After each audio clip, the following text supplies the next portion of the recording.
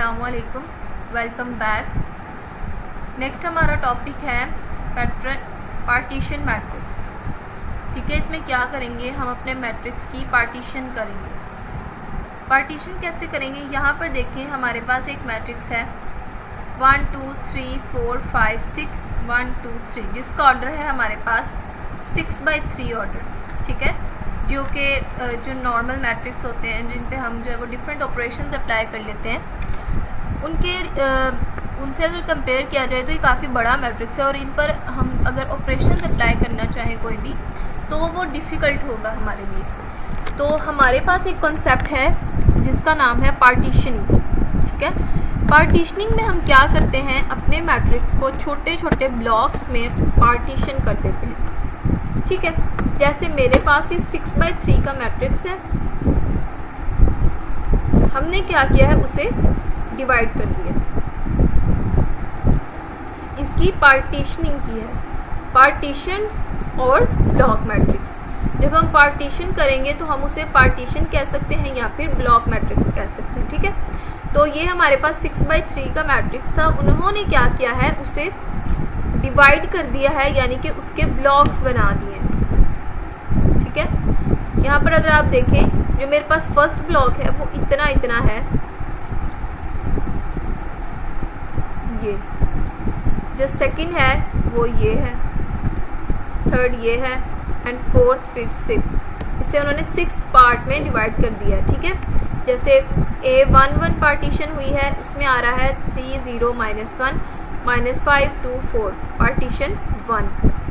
ठीक है, and then partitioning 2 की है A12, जिसमें 5 9 0 -3, ये पार्टीशन 2, ये 3 4 5 एंड 6। इस तरह एक बड़े मैट्रिक्स को छोटे मैट्रिक्स में डिवाइड कर दिया है, यानी कि उसके ब्लॉक्स बना दी हैं, उसकी पार्टीशनिंग कर दी है।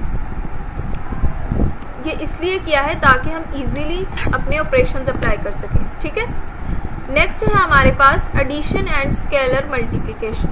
अब हम चेक करेंगे कि हम इन पर कैसे एडिशन एंड मल्टीप्लिकेशन करेंगे पार्टीशनिंग को यूज़ करते हुए। ठीक है, तो ये मेरे पास एक मैट्रिक्स है जिसकी उन्होंने पार्टीशनिंग की हुई है, 4 पार्टीशनिंग की हुई है, A11 A12 A21 A22। अब A11 जो है मेरे पास वो सिर्फ एक एलिमेंट नहीं है, वो मेरे पास एक पार्टीशन को शो कर रहा है, एक ब्लॉक को शो कर रहा है, जो कि ये ब्लॉक है। ठीक है, नेक्स्ट है A12 जो कि नेक्स्ट ब्लॉक को शो कर रहा है, A21 जो कि थर्ड ब्लॉक को शो कर रहा है, एंड 22 जो है वो फोर्थ ब्लॉक को शो कर रहा है।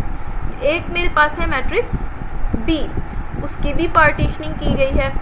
ठीक है, पार्टीशन जो है वो हम अपने लिहाज से जैसे हम इजी समझे हम कर सकते हैं। ठीक है, उन्होंने क्या किया है, इसको इस तरह से डिवाइड किया है। तो जो B1 होगा वो फर्स्ट पार्टीशन को जो है वो शो कर रहा होगा, B2 जो है वो सेकंड पार्टीशन को शो कर रहा होगा। ठीक है, यहाँ पर हम देख लेते हैं, the 5 column of A R partitioned into a set of 3 columns. ठीक है, हमारे पास जो कॉलम A है उसे हमने कितने पार्ट्स में डिवाइड कर दिया है। पहले हमारे पास कितने कॉलम्स हैं, 3 कॉलम्स हैं, देन हमारे पास 2 कॉलम्स हैं, ये हमने उसकी डिवीजन की है। द 5 रो ऑफ B, ये B है हमारे पास। ठीक है, इसको हमने क्या किया है, 5 रो 1 2 3 4 5 रो हैं। ओके, हमने उसकी पार्टीशन किस तरीके से की है, हमने 3 रोज एंड 2 रोज में से डिवाइड कर दिया। ठीक है, 5 रोज थी मेरे पास, हमने कैसे डिवाइड किया उसे, 3 रोज एंड 2 रोज में पार्टीशनिंग की है।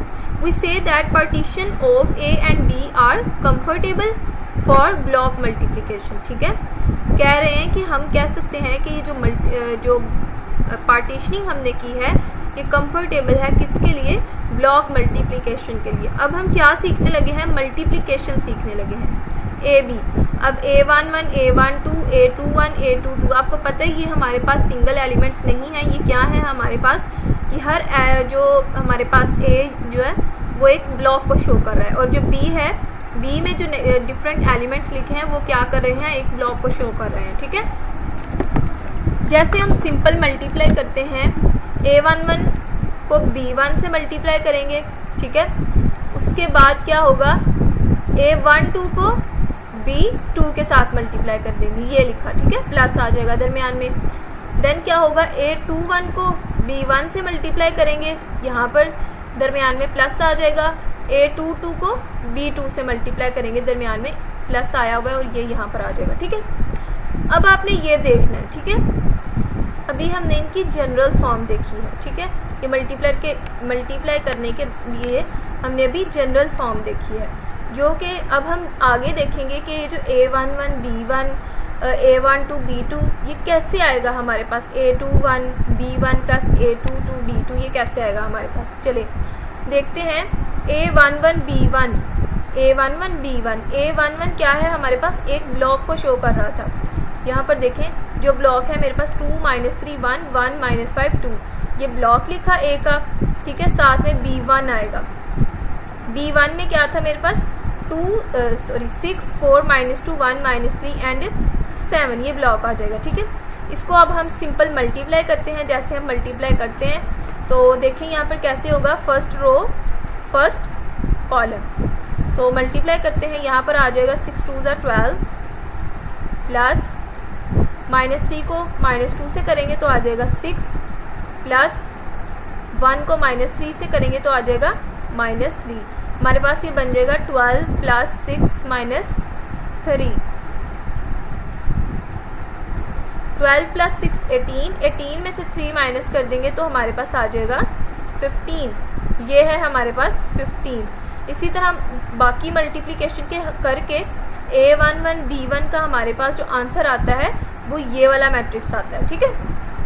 देन हमें क्या करना है, यहाँ पर देखें ये वाली फॉर्म हमने फिल करनी है। A11 A12 हमने फाइंड कर लिया, अब A12 फाइंड करना है। A12 को किसके साथ मल्टीप्लाई करना था, यहाँ पर देखें B2 के साथ। B2 क्या है, B2 ये है हमारे पास ये वाला मैट्रिक्स, ठीक है। यहाँ पर आ जाएंगे दोनों साथ में। अब क्या करना है, इनको सेपरेट मल्टीप्लाई कर लेना है। अगर हमारे पास एक बड़ा मैट्रिक्स हो, अगर हम इसकी पार्टीशन नहीं करते तो हमारे पास ये बहुत मुश्किल हो जाता है इसको जो है वो संभालना, आप समझ लें, अगर इसको और इसको मल्टीप्लाई करते हैं। इसलिए उन्होंने क्या किया है, पार्टीशनिंग कर लिया है। अब A12 और B2 को मल्टीप्लाई करके देखते हैं, इसकी रो और इसका कॉलम होगा। 0 को -1 से मल्टीप्लाई किया तो आया 0 प्लस -4 को 3 से किया तो हमारे पास आया -12, ठीक है। तो यहाँ पर हमारे पास देन हमने क्या करना है, इस रो को इस कॉलम के साथ मल्टीप्लाई करना है। 0 को 3 से मल्टीप्लाई किया आया 0 प्लस -4 को 2 से मल्टीप्लाई किया हमारे पास आया -8। अब आप यहाँ पर देखिए -12 एंड -8 हमारे पास क्या बन जाएगा, -20। इसी तरह बाकी जो है वो उनके लिए भी जो है वो फर्स्ट रो सेकंड कॉलम होगा, फिर second row first column, second row second column. इस तरह मल्टीप्लाई करने के बाद हमारे पास A12 एंड B2 का आंसर आ जाएगा, ठीक है। देन हमें क्या करना है, यहाँ पर देखें A11 B11 हमने फाइंड कर लिया है, A11 B11 हमने फाइंड कर लिया है, A12 B2 भी फाइंड कर लिया है। इसी तरह हम A21 B1 सारा कुछ फाइंड कर लेंगे जब ये चारों ब्लॉक्स, ठीक है। देन हमें क्या करना होगा, इनको आपस में ऐड करना है, ठीक है। जैसे यहाँ पर उन्होंने इस एग्जाम्पल में क्या किया हुआ, इन दोनों को सॉल्व किया है फिलहाल, तो हम क्या करेंगे, इनको ऐड कर लेंगे। जब इनको हम ऐड करेंगे, ये लिखा तो आपको पता है एडिशन के लिए हम कोरिस्पॉन्डिंग एंट्रीज को ऐड करते हैं। 15 को जब -20 से करेंगे तो हमारे पास -5 आएगा, 12 को -8 करेंगे तो 4 आएगा, 2 -8 करेंगे तो -6 आएगा, -5 + 7 करेंगे तो हमारे पास 2 आएगा। ये हमारे पास जो है वो ऊपर वाला ये इतना पार्ट सॉल्व हो गया है, ठीक है। एग्जाम्पल में ये हमने सॉल्व करके देख लिया। इस तरह से हम मल्टीप्लाई भी कर सकते हैं और सम भी कर सकते हैं अपने ब्लॉक्स में डिवाइड करके इजीली। नेक्स्ट है हमारे पास, नेक्स्ट एग्जाम्पल नंबर 4 में हमें कहा गया है AB = दिस। ये हमें फॉर्म दी गई है, हमें वेरीफाई करना है कि क्या ये इसके इक्वल आता है या नहीं, ठीक है। AB को जब मल्टीप्लाई करें तो क्या ये इस फॉर्म के इक्वल आता है या नहीं। Column 1 of A, column 1 of A क्या है, -3 1, वो लिख लिया। उसको मल्टीप्लाई करना है रो 1 ऑफ B की फर्स्ट रो के साथ, ठीक है। AB लिख लिया। अब हमने क्या करना है, इनको सिंपल मल्टीप्लाई करना है। और आपको पता है इसे मल्टीप्लाई कैसे करेंगे, -3 को पहले a के साथ मल्टीप्लाई करेंगे तो आ जाएगा -3 एंड देन 1 को b के साथ मल्टीप्लाई करेंगे। यहाँ पर हमारे पास आ जाएगा -3a। यहाँ पर देखें जब हम इसको इसके साथ मल्टीप्लाई करेंगे तो यहाँ पर आ जाएगा -3a माइनस, जब -3 को b के साथ करेंगे तो आएगा -3b। देन अब हमारी बारी है 1 को मल्टीप्लाई करना है, तो यहाँ पर जब 1 को हम पूरी रो के साथ मल्टीप्लाई करेंगे तो हमारे पास आ जाएगा a एंड b, जो कि हमारे पास ये मैट्रिक्स है। देन हमें कहा गया है कॉलम 1a रो 1b हमने कर लिया है, column 2a and row 2b, column 2 का a रो 2 का b लेना है। ठीक है, कॉलम 2 लेना है हमें किसका, a का, कॉलम 2 है a का 1 एंड -4, ये आ जाएगा हमारे पास यहाँ पर। ठीक है, नेक्स्ट है हमारे पास रो 2 लेनी है हमें b की रो 2 देखें तो वो है हमारे पास c एंड d आ जाएगा। अब हमें क्या करना है, इनको मल्टीप्लाई करना है। पहले 1 को करते हैं c और d के साथ, c और d ही आ जाएगा। जब -4 को करेंगे तो आ जाएगा -4c -4d। Next plus column 3 लेना है हमें a का और रो 3 लेनी है b की। नेक्स्ट हम कॉलम 3 लेते हैं a का और रो 3 लेते हैं b की। इसका कॉलम 3 है ये 2 1 5 और इसकी रो है 3 e एंड f। ये लिखेंगे, मल्टीप्लाई करते हैं, पहले 2 को करेंगे तो 2e 2f आ जाएगा, जब 5 को करेंगे तो 5e 5f आ जाएगा। ठीक है, अब ये हमारे पास आ चुके हैं। अब हमने क्या करना है, इस फॉर्मूला में पुट कर देनी है वैल्यूज। कॉलम 1a रो 1b ये है, इसको ऐड कर देना है कॉलम 2a रो 2b में। इसमें जब ये दोनों ऐड होंगी तो थर्ड में ऐड कर देना है, इन तीनों को मतलब आपस में हमने ऐड कर देना है। जब इन तीनों को हम ऐड करेंगे तो देखते हैं कि हमारे पास जो है वो क्या आंसर आता है। हम इनको खुद जो है वो बाय हैंड जो है वो ऐड करके देख लेते हैं। यहाँ पर लिख लेते हैं -3a -3b a b, ये फर्स्ट मैट्रिक्स आ गया। ऐड सेकंड मैट्रिक्स है c d और हमारे पास आया है -4c -4d।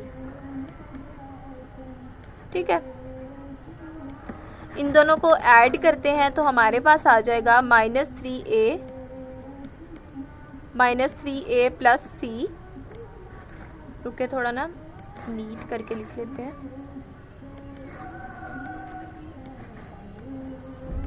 यहाँ पर लिखेंगे, जब -3 को c में ऐड करेंगे तो आएगा -3a plus c। Then -3b को जब d में जमा करेंगे तो आ जाएगा -3b plus d। Okay, a को जो है वो -4 में करेंगे तो आ जाएगा हमारे पास a -4c। b को करेंगे तो b के लिए आ जाएगा हमारे पास b -4d। ये हो गया। अब हमने क्या करना है, इस आंसर को करना है थर्ड मैट्रिक्स के साथ ऐड। तो इसको हम ऐसे ही रहने देते हैं। थर्ड मैट्रिक्स क्या है हमारे पास, e वो था हमारे पास plus e 2f 3e 5f। ठीक है, इनको क्या करना है, अब ऐड करना है जो हमारे पास आंसर आया है। तो ठीक है, आपको पता है कॉरिस्पॉन्डिंग एंट्रीज में जो है वो एडिशन हो जाएगा। 3a वाले को किस में, e को जो है वो फर्स्ट वाले में ऐड कर दें तो हमारे पास यहाँ पर आ जाएगा e। ठीक है, 2f को यहाँ पर ऐड कर दें सेकंड वाले में, 3e को इसमें ऐड कर दें प्लस 3e, फोर्थ वाले को वो यहाँ पर ऐड कर दें 5f। तो आप देखें ये जो हमारे पास एक मैट्रिक्स रेडी हो के आया है, यही जो है वो नीचे हमें मैट्रिक्स दिया गया है ऑलरेडी। ठीक है, सॉल्व करके।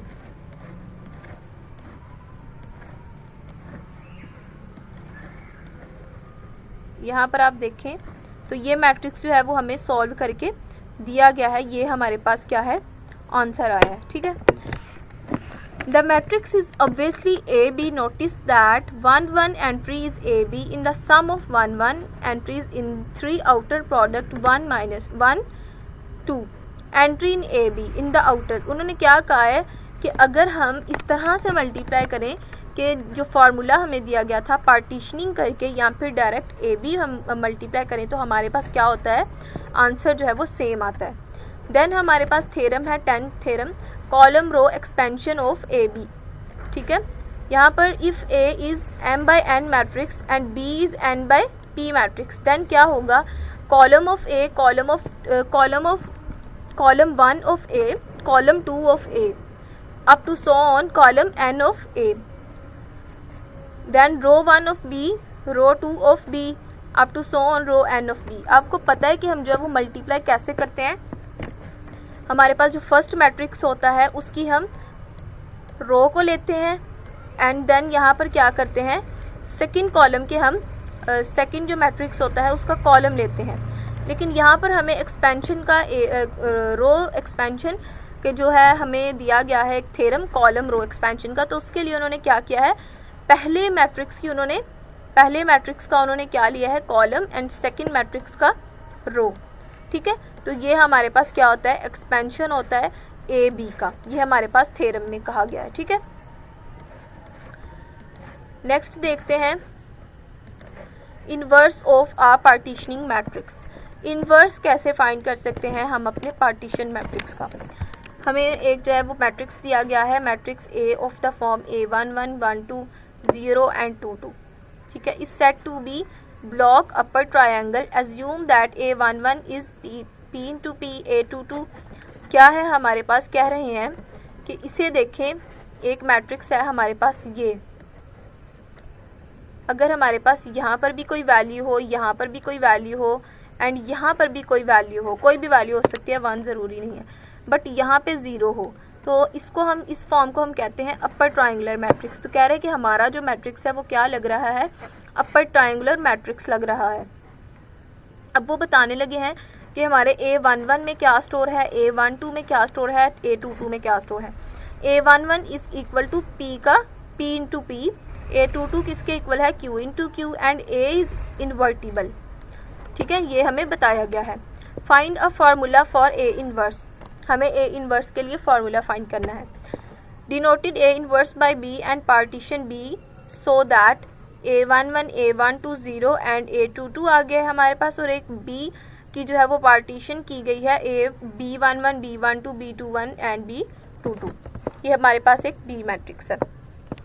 इन दोनों को क्या करना है, हमें मल्टीप्लाई करना है। जब हमने इन दोनों को मल्टीप्लाई किया तो हमारे पास जो आंसर आया है वो एक आइडेंटिटी मैट्रिक्स आया है, ठीक है। यहाँ पर आप इसे मल्टीप्लाई करके देखेंगे तो हमारे पास ये आ जाएगा आइडेंटिटी मैट्रिक्स, ठीक है। आइडेंटिटी मैट्रिक्स आया है जिसमें जो फर्स्ट वैल्यू है आइडेंटिटी की वहाँ पर P आएगा एंड जो दूसरी मैट्रिक्स है वहाँ पर आइडेंटिटी की जगह पर Q की वैल्यू आएगी। The matrix equation provide 4 equation that will lead to the unknown block.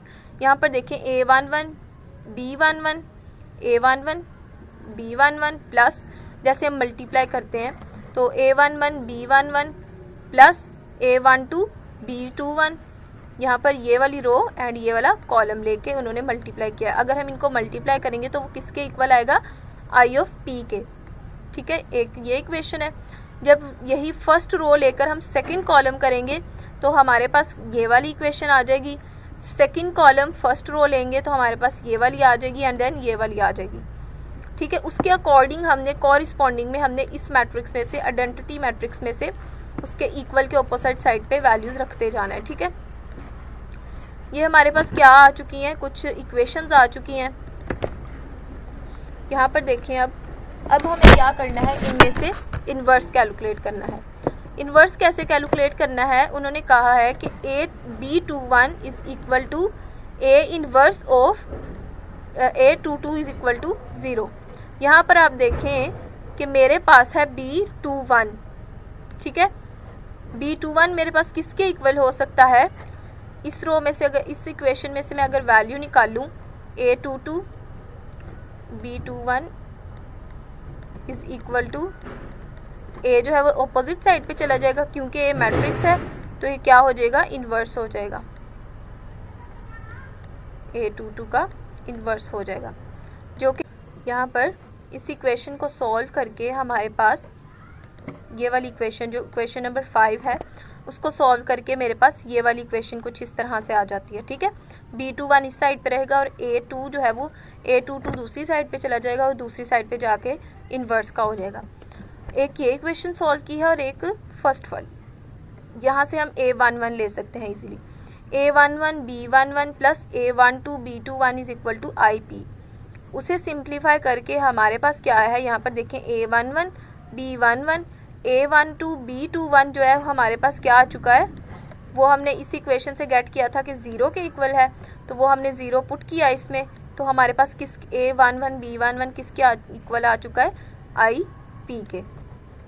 Since A11 is square this shows that A11 is invertible and B11 is A11 inverse. Finally use the result 4 to find them. ठीक है, A11 and B21 हमारे पास finally आ चुका है। वो कैसे आ गए, यहाँ पर देखें, जब हमने ये वाली इक्वेशन यूज़ की थी तो ये वाली इक्वेशन यूज़ की थी, यहाँ पर 0 पुट किया, A11 B11 किसके इक्वल आया था, IP के। और जब ये वाली इक्वेशन यूज़ की थी तो ये हमें इसने हमें क्या दिया था, B21 is equal to A22 inverse 0। बाकी क्वेश्चंस हमने सॉल्व कर ली हैं, 3 वाली एंड 5 वाली। अब क्वेश्चन इक्वेशन नंबर 4 को देखें, A11 B12 इस साइड पे रहेगा और दूसरी साइड पे चला जाएगा A12 B22, जो कि हमारे पास कुछ इस तरह से आ गया। ये इस साइड पे ऐड हो रहा था, दूसरी साइड पे जाके माइनस हो गया। देन हमारे पास देखें A12 ये वाला माइनस A12 एंड हम क्या करेंगे, इसमें से AA की वैल्यूज़ को एक साइड पे कर लेंगे। ठीक है, तो ये वाला जो A11 है जब इस साइड पे जाएगा तो जाके इन्वर्स हो जाएगा, ये यहाँ पर आ गया। अब B22 जो है वो इस साइड से दूसरी साइड पे जाएगा, B22 जो है वो दूसरी साइड पे चला जाएगा। तो यहाँ से हमने आंसर जो निकालना है ना, फाइनली हमारे पास जो हमारा B12 का आंसर है वो भी आ जाएगा। ठीक है, इसी इक्वेशन को सॉल्व करके हमारे पास B12 का भी आंसर आ जाएगा। अब हमें क्या करना है, A इन्वर्स फाइंड करना था। सॉरी, लास्ट पे स्टार्ट पे जो हमें A दिया गया था वो क्या था, A11 A12 0 एंड A22, और हमें कहा गया था कि हम पार्टीशनिंग को यूज़ करते हुए क्या करें, इसका इन्वर्स फाइंड करें। ठीक है, तो हम इसको इन्वर्स की फॉर्म में लिख लेते हैं। अब इन्वर्स के लिए हमें क्या करना है, A11 का इन्वर्स आ जाएगा, A12 का इन्वर्स आ जाएगा, 0 तो वैसे ही आ जाएगा, और A22 का इन्वर्स आ जाएगा। अब A22 को A11 का इन्वर्स के लिए जो हमने वैल्यू निकाली है हम उसकी जगह पे वो पुट करेंगे। ठीक है, A11 के इन्वर्स के लिए जो हमने वैल्यू निकाली है ना, वो कोई वैल्यू नहीं है बल्कि वो सिंगल वैल्यू थी, A11 इन्वर्स। ठीक है, A12 इन्वर्स के लिए जो हमने वैल्यू निकाली है वो है हमारे पास, कहाँ पर चली गई है, A12 इन्वर्स यहाँ से वैल्यू आएगी। ठीक है, A12 इन्वर्स हमारे पास यहाँ से वैल्यू आई है जो कि ये वैल्यू है, 0 की जगह जो है वो 0 आ जाएगा और A22 की जगह इन्वर्स वैसे ही आ जाएगा। इन इक्वेशंस को सॉल्व करने के बाद जो है हमारे पास ये मैट्रिक्स आ गया है A इन्वर्स का। नेक्स्ट हमारे पास एक डेफिनेशन है a block diagonal matrix. A block diagonal matrix is a partition matrix with 0 block. यहाँ पर देखें ये 0 ब्लॉक आया हुआ है ना, एक ये 0 जो है ये सिर्फ एक एलिमेंट को शो नहीं कर रहा, ये एक ब्लॉक को शो कर रहा है। ऑफ द मेन डायगोनल, ऐसा डायगोनल अब ब्लॉक डायगोनल मैट्रिक्स कौन सा होगा जो जिसमें एक 0 ब्लॉक हो, जो एक डायगोनल पे जो है वो ब्लॉक 0 को शो कर रहा हो। सच अ मैट्रिक्स इज इन्वर्टिबल, वो मैट्रिक्स तभी इन्वर्टिबल होगा अगर उस ब्लॉक का हर डायगोनल जो है वो हमारे पास इन्वर्टिबल हो। अगर उसमें से कोई भी जो है कोई भी ब्लॉक, कोई भी डायगोनल हमारे पास इन्वर्टिबल नहीं होगा तो वो ब्लॉक हमारे पास इन्वर्टिबल नहीं होगा। नेक्स्ट हम अपनी एक्सरसाइज की तरफ आते हैं। 2.4 है, assume the matrix are partition comfortably for block multiplication, compute the product shown in exercise 1 to 4। हमें क्या करना है, 1 से लेकर 4 तक का मल्टीप्लाई करना है इन ब्लॉक्स को। ठीक है, तो देखते हैं इनको। ये है हमारे पास हमारा क्वेश्चन जिसमें हमें 2 मैट्रिक्स दिए गए हैं, हमने क्या करना है, उनको मल्टीप्लाई करना है। कैसे मल्टीप्लाई करना है हमें पता है, इसकी फर्स्ट रो और इसका फर्स्ट कॉलम, आई को ए से मल्टीप्लाई किया प्लस 0 को सी से मल्टीप्लाई किया, देन आई को बी से मल्टीप्लाई किया प्लस 0 को डी से मल्टीप्लाई किया। ठीक है, ये देखिए हमारे पास इस तरह वैल्यूज़ आ जाएंगी। इनको सॉल्व करने के बाद हमारे पास यहाँ बचेगा आई ए आई बी, क्योंकि ये 0 जो है मल्टीप्लाई हो के साथ वाले जो वेरिएबल है उसको भी 0 कर देगा। ई ए प्लस आई सी आ जाएगा और E B plus I D आ जाएगा हमारे पास। ठीक है, ये अब यहाँ पर अगर हम अपने डायगोनल को, ये जो डायगोनल वैल्यू है इनको अगर हम बाहर निकाल लें तो हमारे पास क्या बचता है, A B E A C, E A plus C, E B plus D. ये हमारे पास है मल्टीप्लिकेशन हमारे फर्स्ट क्वेश्चन की। इसी तरह हमें क्या करना है, 1 से लेकर 4 तक क्वेश्चन जो है उनको मल्टीप्लाई करना है। यहाँ पर देखें क्वेश्चन नंबर 2 है हमारे पास, इसमें क्या करना है, ब्लॉक को मल्टीप्लाई करना है, दोनों को मल्टीप्लाई करने के बाद हमारे पास जो है वो ये ब्लॉक आया है, E A plus 0 C, E B plus 0 D, O A plus F C, O B plus F D. इसमें से क्या करना है, जो 0 वाला होगा वो साथ वाले को भी 0 कर देगा, उसे रिमूव कर देंगे। तो यहाँ पर सिंपल हमारे पास आ जाएगा ई ए, ई बी, एफ सी और एफ डी। ये हमारे पास सिंपल मल्टीप्लिकेशन है जैसे हम करते हैं दो मैट्रिक्स को। नेक्स्ट है हमारे पास क्वेश्चन जिसमें हमें दिया गया है ओ आई आई और 0 और डब्ल्यू एक्स वाई एंड जी। इनको मल्टीप्लाई करने के बाद देखें हमारे पास हर डायगोनल में क्या आ रहा है, हर वैल्यू एलिमेंट के साथ हमारे पास आई आ रहा है। ठीक है, आइडेंटिटी मैट्रिक्स। जब हम आइडेंटिटी मैट्रिक्स को रिमूव कर देंगे तो हमारे पास क्या मैट्रिक्स बचा है, Y G W and X, and यही हमारे पास क्या है, हमारा आंसर है। क्वेश्चन नंबर 5 में हमें क्या करना है, क्वेश्चन नंबर 5 में हमें 2 मैट्रिक्स दिए गए हैं, उनको मल्टीप्लाई करना है। ठीक है, इन मैट्रिक्स को मल्टीप्लाई करने के बाद हमें क्या करना है, चेक करना है, कंप्यूट करना है हमारी लेफ्ट साइड को और राइट हैंड साइड को कि क्या वो इक्वल आती हैं या फिर नहीं आती हैं। A B C O C 0 I 0 X Y को हम मल्टीप्लाई करेंगे और देखेंगे कि क्या हमारे पास ये वाली साइड आती है या नहीं। इसी तरह इन दोनों को मल्टीप्लाई करके इससे कंपेयर करेंगे, इन दोनों को मल्टीप्लाई करके इससे कंपेयर करेंगे और फिर इन दोनों को मल्टीप्लाई करके हम इससे कंपेयर करेंगे। क्वेश्चन नंबर 8 तक जो है वो हमने एक ही मेथड के क्वेश्चन करने हैं। तो चलिए सॉल्व करके इनको देखते हैं। ये क्वेश्चन नंबर 5 है, 2 मैट्रिक्स हैं और इसके इक्वल लाना है। मल्टीप्लाई करके देख लेते हैं ये रो एंड ये कॉलम, ए को आई के साथ प्लस बी को एक्स के साथ, ए को 0 के साथ प्लस बी को वाई के साथ, सी को आई के साथ प्लस 0 को एक्स के साथ, सी को 0 के साथ प्लस 0 को वाई के साथ।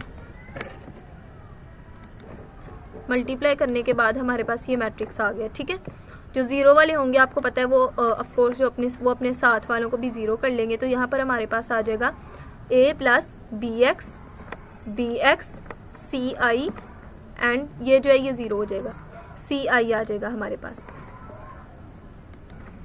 नेक्स्ट मल्टीप्लाई करने के बाद हमारे पास ये जो आंसर आया है और ये हमारी जो है वो हमारी साइड जो है वो दूसरी दी हुई थी इक्वल के अपोजिट साइड, हमें क्या करना था, इनको इक्वल रख के कंप्यूट करना था।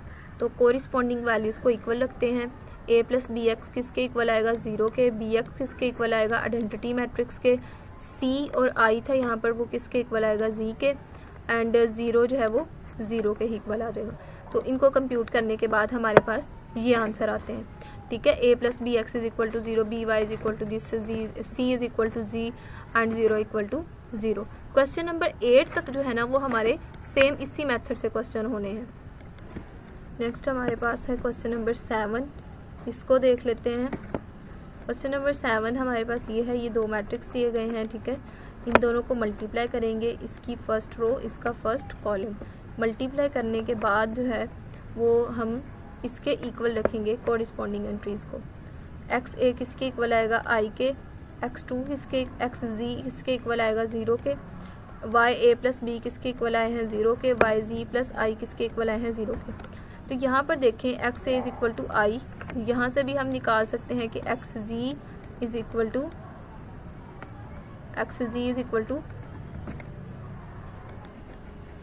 X plus G plus I is equal to I.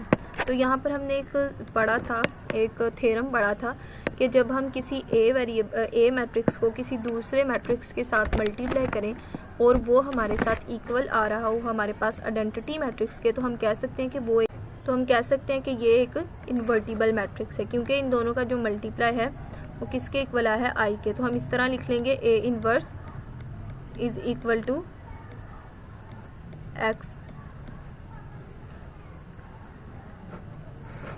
I.